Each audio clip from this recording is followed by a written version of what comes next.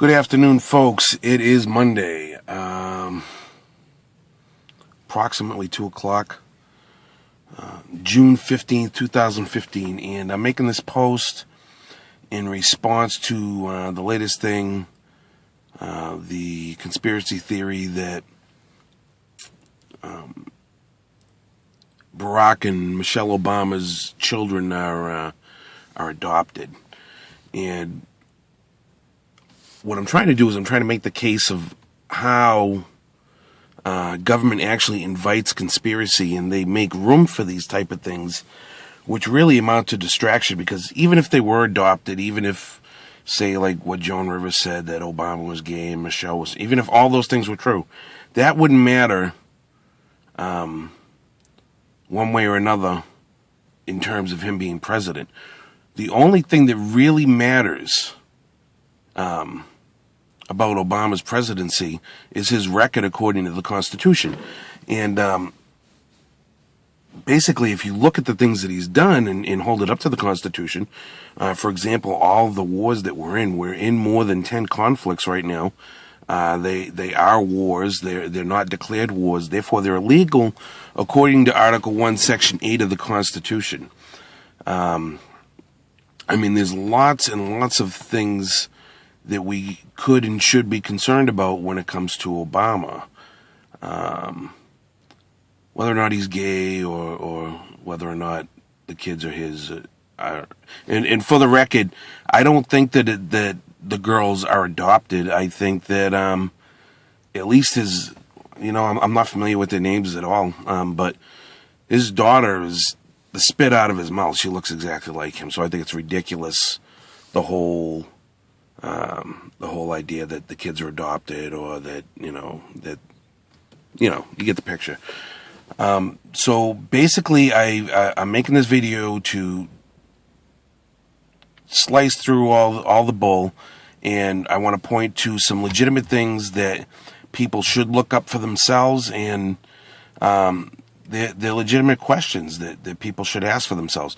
The whole thing with the birth certificate. Now, unless you know how to use Adobe Illustrator, or you have Adobe Illustrator for yourself, and unless you've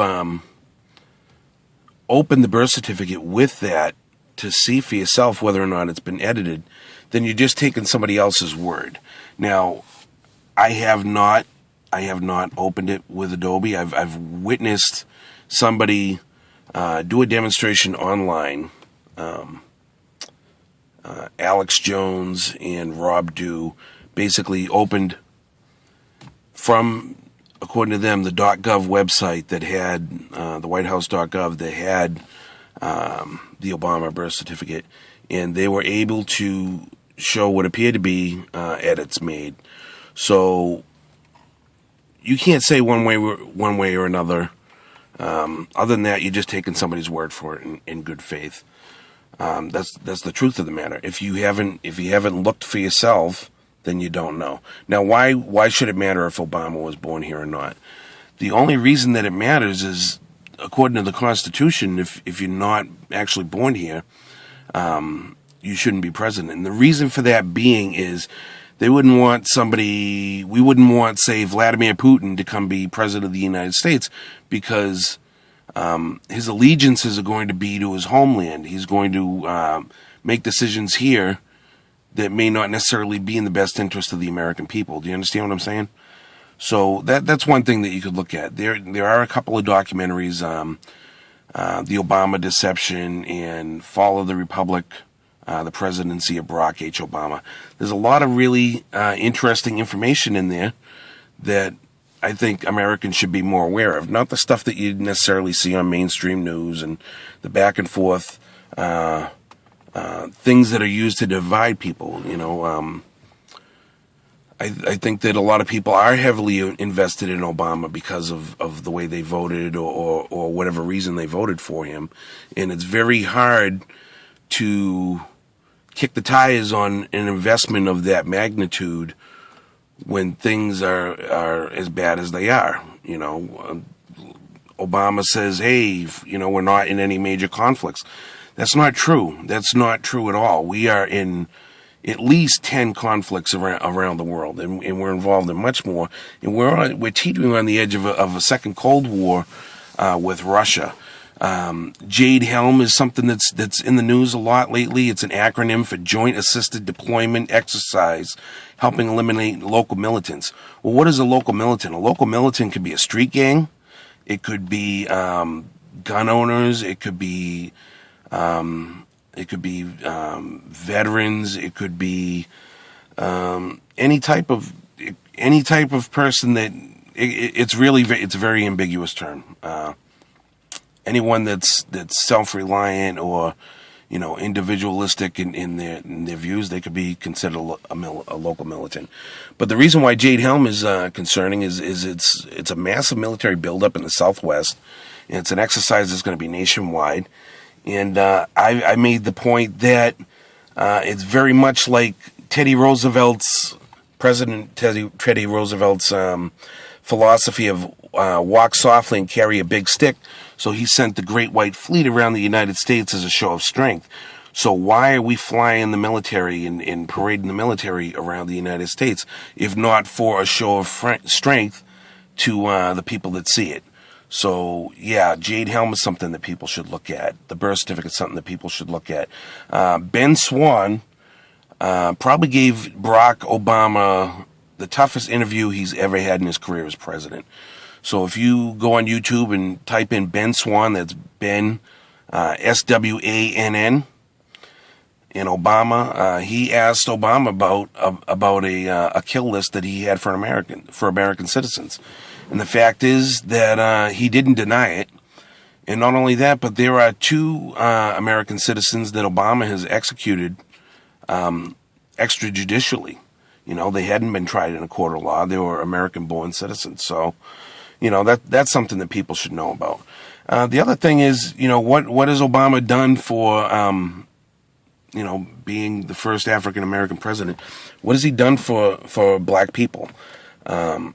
It could very easily be made that the war on drugs is very racist. Whites tend to use drugs more frequently, and black folks seem to get more heavily prosecuted for it.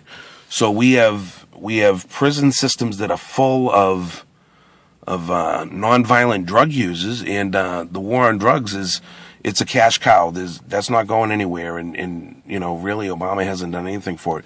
And the other thing I'd like to point out is black folks in Detroit that made a response to Obama saying, "Look, if this is you helping, please stop," because the fact of the matter is his policies aren't helping Detroit. The policies aren't bringing the violence off the street. The violence is more escalated. His being president hasn't brought white folks and black folks together, because we're more divided than we ever were. His presidency is not the legacy of Martin Luther King Jr., whose FBI file, what the FBI was most afraid of for Martin Luther King Jr., was that he was bringing everybody together. He wasn't just empowering blacks. He was bringing black folks, white folks, Latino folks, Asian folks, all together. Because Martin Luther King Jr., he was the non-aggression principle. He sought change through changing the way people saw things and through ideas. So that's pretty much all I have to say about it. Just wanted to cut to the chase, and no, I don't think that the Obama's children are adopted. What I do think is that government invites conspiracy, and it doesn't matter. When George Bush was president, it was the same exact thing. And really not much has changed from the Bush presidency to the Obama presidency. So that's another good point that needs to be made. Obama, he doesn't serve the American people. He serves the same elite that George Bush did, that Bill Clinton did, that George Herbert Walker Bush did, and that Ronald Reagan did. That's all I have to say about that.